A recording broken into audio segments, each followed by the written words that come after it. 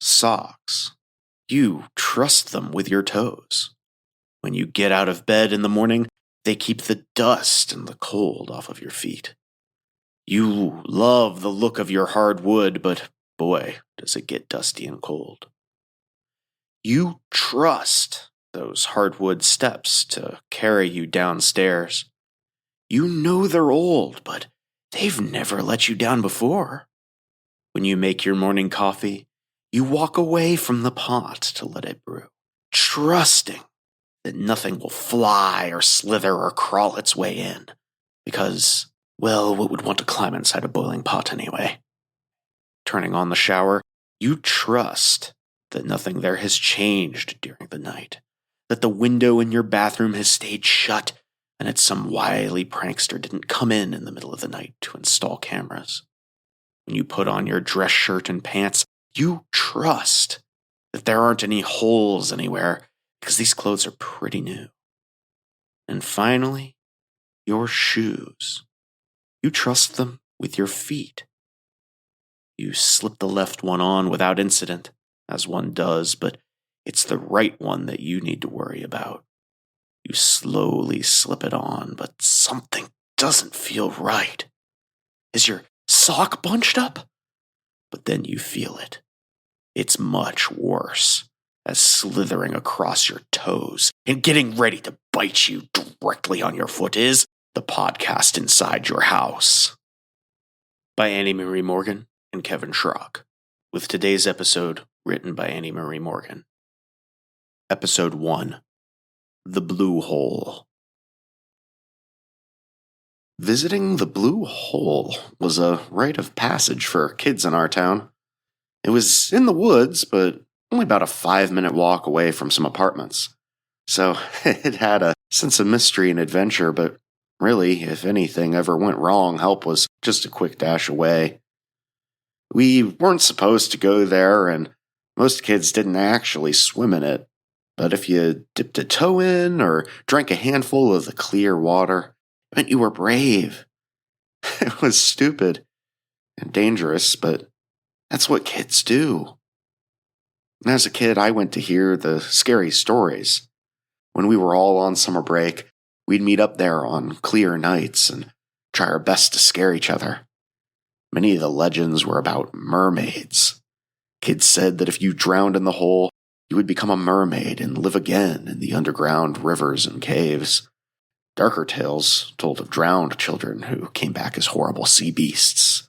They would pull other kids under to keep them company in their watery graves. The more credible stories were that thrill seekers would come to our town to explore the Blue Hole. One close friend even swore they'd gone once at night and seen someone coming out of the hole in scuba gear. But the scariest story of all was a true one. Back in the day, the Blue Hole had been a popular swimming destination. It really was pretty, in the daylight at least, and most days it was calm. But one day, back in the 80s, it was not so calm. You see, blue holes aren't just lakes or ponds. They're caves that have flooded. Ours connects to an underground river that eventually feeds up into the Great Lakes. So, when there's been heavy rain, the underground river swells and pulls and creates currents that you can't see on the surface.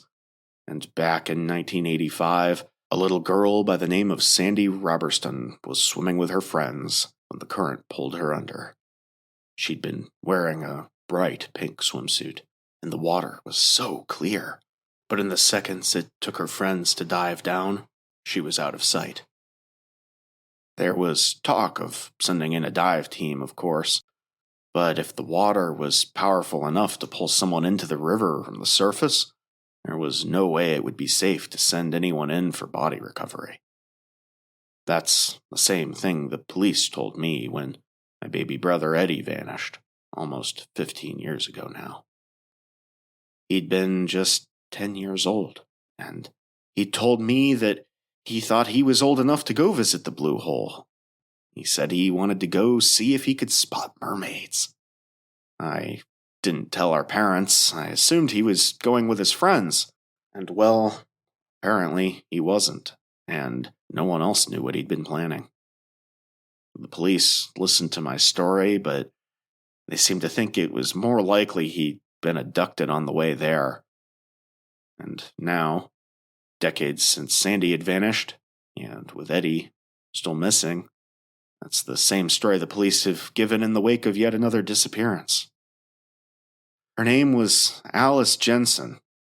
She was only 12 years old, and her friends actually spoke with the media to tell them that she'd been visiting the Blue Hole. Her family and friends were trying to pressure the police into hiring a dive team, but they were still giving the answer that it was too dangerous. When I got the news that another child had gone missing, I started to think about finally taking matters into my own hands. As an adult, I'd settled by the ocean. I've got all the equipment, and I've been certified for cave diving. The local cops weren't going to do anything, so I got a plane ticket and went home. When I arrived, I had no desire to revisit any part of the town. Eddie's disappearance had soured my memories of the place. I just stayed in my hotel until the sun went down. I didn't start to doubt myself until I was standing in front of the Blue Hole with all my gear on. I tried to reassure myself. We'd seen divers as kids, so clearly some people had decided it was safe. But who's to say there weren't other divers long dead down there? Others who hadn't told anyone where they were going. Past a certain point, there's no oxygen in the water, so anyone lost far enough down would be perfectly preserved in the strange depths. But then I remembered seeing Alice's mother on the news. She was still wondering if Alice could be alive, and if she was, what that meant. And I knew that if I could spare her family those years of not knowing, I would do anything. And maybe in that hole, I would finally find answers of my own. With that thought, I stepped over the ledge and fell in. And when I had my flashlight turned on, I swam straight down. I quickly came to a bend in the cave. Above me, I noticed stalactites, but there was plenty of water below to avoid their peaks, which had begun to erode in the current. Then the passage narrowed, and though I'm thoroughly devoid of any claustrophobia, I worried about the sharp rocks catching on my breathing equipment. A sudden current pulled me towards the spikes, and I had to grab hold of one to keep steady. I let go, washing down to the next one, but it quickly got so strong that I was worried I'd lose my grip. And then all at once the current took me. I tried to fight it, to look for something to grab, but found only smooth stone beneath my fingers, the stalactites suddenly out of reach above. I thought about how far this river went, and imagined my corpse emerging somewhere up in the Great Lakes. Then mercifully, the current slowed, but not enough that I could swim against it. It was dark, until it wasn't. Only then did I start to feel a new kind of fear. It made no sense for there to be light down here. I often imagined drowning or getting lost and running out of air. That's part of the risk of diving. But light, a place where there should not be light, brought out the same kind of fear that a massive shape in the distance out in the ocean does. I did not know what to be afraid of, only that I was. The bend turned again, and the current slowed down to a crawl, and above me the light grew brighter over what looked like an air pocket. As I broke the water's surface, I noticed several things all at once. I was at the edge of a shore. The cave floor sloped above the water. There were lights down here, high-powered fluorescent ones, like you would take diving. And on the walls there were drawings covering nearly every square inch of the surface. I took off my mask and breathed in cautiously. The air tasted fine. I hauled myself up to the shore, and as my eyes adjusted to the low light, I began to take in the mural on the walls. There were drawings, both crude and detailed, and there were etchings. One that was particularly weathered caught my eye, and it made my already nervous heartbeat skyrocket. It read, "Eddie was here." I fell to my knees and doubled over. He'd been so close. I felt like I couldn't breathe. I got up and forced myself to look at the rest of the carvings to try and understand what had happened down here, and what Eddie's final days had been like. But it didn't make sense. There were a few other crude carvings, but most of what was on the wall was in paint, or it looked like chalk. There were drawings of mermaids with yellow hair and purple bikini tops. There was a drawing of 2 small stick figures and 2 big stick figures. The little ones had black hair. The mother was blonde. Oh, it was impossible to discern from the hair color alone, but I think it was our family. As I moved along the cave wall, the drawings became inexplicably more complex. There were houses with detailed roofs and windows. There were trees, and there was a dog that bore a resemblance to our childhood pup, Lucky. And over again, drawn in the various layers of intricacy and crudeness, was what looked like a monstrous merman with long black fins and one big glassy eye. I came to a sharp bend in the cave, and I felt my feet start to resist me. It looked darker past the curve, and there was a very real chance I was going to find whatever remained of Eddie. As I turned the corner, I heard a high-pitched scream. I thought for a second it was me, but then my brain processed what my eyes were seeing. I recognized her from the news instantly. It was Alice. She was alive. She was in a dark offshoot of the cave. The walls behind her were plastered with more drawings, and there were old, weathered crates behind her. Someone must have used this place for something in the past, but I didn't have time to process that now. It's okay, I told her, holding my hands up. I'm here to help you. She stopped screaming, and her eyes seemed to register that I was not something to fear. I vaguely noticed that there were food wrappers at her feet. Who are you? She asked, but then quickly decided it didn't matter. You have to get me out of here. My name's Liam. I'll help you out. I gestured her over. Come on. She jumped up. Okay, we need to go before he gets back. The words chilled me, and suddenly everything made a truly terrible kind of sense. What do you mean, he? Who is he? I asked, but already my brain was putting together the pieces. There was food down here. There were crates down here, because someone was bringing supplies down. And the drawings and the carvings, they got better and more detailed, because Eddie had gotten older in this place. It's the guy who brought me here. Come on! She was grabbing me now, and I realized with horror that I couldn't get her out of here. Not on my own. And fuck, what a secure prison this was. It's better than a basement, better than a shed, better than a shack in the woods. You could hold your breath to get in, but to get out? To fight that current without equipment? That would be impossible. I don't know if I can even get out of here. The current's too strong, I told her.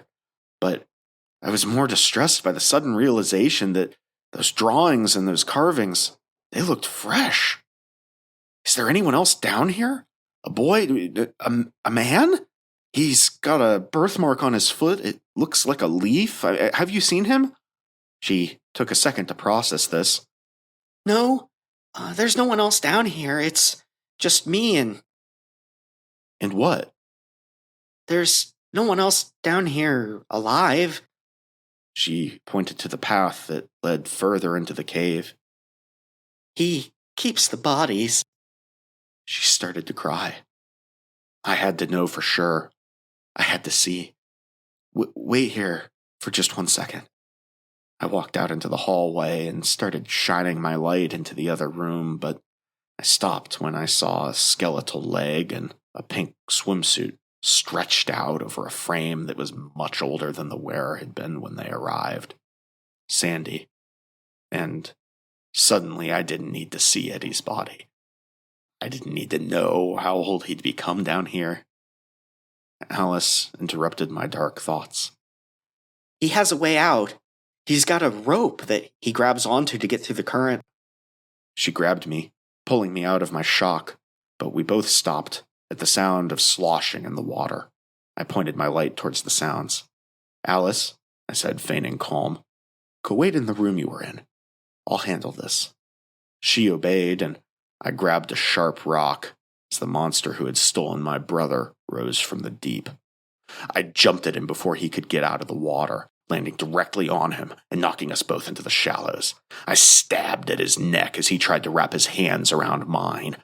I scraped him up, but the rock was too dull, and his wetsuit was thick. Then he hit me, and I hit him back, and I grabbed him and I pushed him under. He didn't put up much of a fight, or really any fight. Perhaps I'd hit him harder than I thought. I thought about letting up. I did. But I couldn't get Alice out of here on my own. If I didn't hold him under, if I didn't kill him, then I would have to leave her alone with him. Really, it was her or it was him. And he'd been the one to take Eddie, to keep him down here for God only knows how long, and for God only knows what purpose. So I held him under until the kicking stopped, until the bubbles stopped, and for even longer after that, just to be safe. And then I went to go get Alice. I explained to her that I couldn't safely get her out of here on my own. I'd need to get help and bring her a tank and a wetsuit, and she understood. I started putting on my gear, but found I'd lost a flipper in the fight. I didn't relish the idea of taking a dead man's equipment, but I didn't have much choice. His body had started drifting downstream, but was caught on a low-hanging stalactite. I figured I should probably drag it to shore so that the police would be able to identify him. As I hauled the man up, I wondered why he'd waited so long to grab another victim. 15 years was a long time to go for that type of person, at least from what I understood. I pulled off his flipper, and my heart stopped. On the top of his foot was a birthmark, one that looked distinctly like a leaf. "No," I muttered. "No, that's not possible." Alice looked over, concerned, as I stumbled to the alcove that the bodies were in. Eddie would be there, wouldn't he? I never thought I would hope to see my brother's corpse. I shined the light in, and there was no Eddie. There was Sandy, a grown woman's skeleton wearing the rags of the swimsuit she'd gotten lost in. There was another girl, she was smaller, wearing a purple bikini, and there was a fresh body of a grown man, bloated but still recognizable and much, much older than Eddie would have been. And, most disturbing of all, he was wearing the long fleece undersuit that you would wear for cold water diving, the kind you would wear under a wetsuit. I ran out and grabbed Alice, startling her. "Alice, who brought you down here? Did you see his face?" "Yes, I did." She seemed unsure of my sudden instability. I let go of her and asked, "Was he young or old, Alice?" "He was an adult." No, I mean, was he my age or was he really old, like wrinkly old?" "He was your age," she answered. "And he had black hair like you." Fuck. I stopped asking questions then and went over to take off the dead man's mask. But I couldn't do it. Did he hurt you?" "No," she said. "I mean, not yet, but you saw those people? He was gonna kill me." "Did he say anything to you?" Yeah. He said he brought me down here because he wanted a friend. He told me he was gonna bring me paint from the surface so I could paint on the walls too. And he went on and on about how he was afraid of the surface. He kept calling it that. The surface. It was weird. I was already flipping him over as she talked, and I started chest compressions. I had to take off his mask to give him mouth to mouth, but I tried not to look at his face, and really, it was hard to see through my tears. I don't know how long I tried, but it was far too late. It took a day and a half to get enough qualified people and equipment to go get Alice. The cause of death for my brother was drowning. The old man had died of a heart attack, and between the two of them, they'd taken all their secrets with them. I had so many questions. I think Eddie must have decided to put on the old man's wetsuit after he died. I don't know if he'd ever used it before or ever gone to the surface. Had he been too afraid to finally escape? I kept going back and forth, wondering if he'd meant to hurt that little girl. Had he become a monster just like the one who had imprisoned him? Or perhaps he'd donned the wetsuit and reached out for the first person he saw to give him some small level of comfort in that place. Maybe he just wanted a friend, like Alice had said. I don't know which possibility is worse. I always thought I would have closure if Eddie's body was ever found, and that all of those nights staying up, imagining the worst would end. But now that he's dead, and now that I've killed him, I sleep so much worse than I used to. Thank you for tuning into this episode of the podcast Inside Your House. To hear every tale of terror as they're released, subscribe to our show on your podcast app or on YouTube. And until next time, remember to check your shoes in the morning. You never know if something might be there waiting for you.